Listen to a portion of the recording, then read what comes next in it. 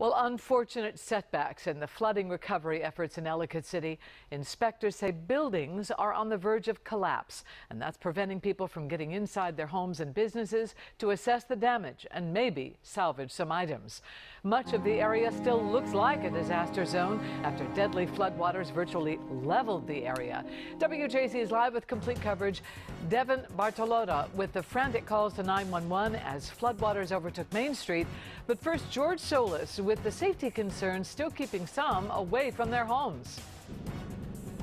He is live with an update on the unfortunate drawback. George? Good evening, Denise. Well, optimism turned to disappointment for a number of homeowners who thought they'd get to see their homes only to have their trips suspended over fears of building collapse. Sky Chopper 13 over the devastation in historic Ellicott City.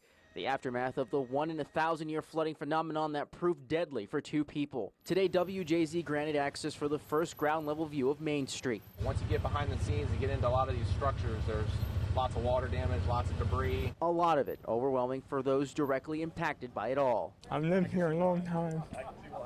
Yeah.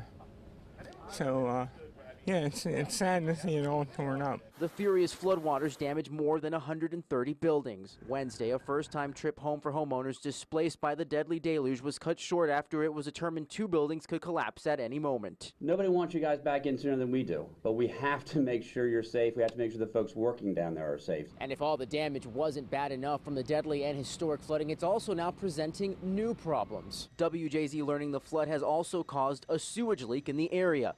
Up to 5 million gallons a day leaking into the Patapsco River. No one can feel your pain like you can feel your pain. Late Wednesday, emergency officials once again allowed a very small number of people to enter the west side of the no-access zone. People like Jim Newbern. Those couple of buildings got to be demolished. They got some major work. But in all the tragedy, a moment of triumph as the iconic Main Street clock, once washed away, was returned home, set to 9:20. A reminder to many that time will eventually heal this city's wounds.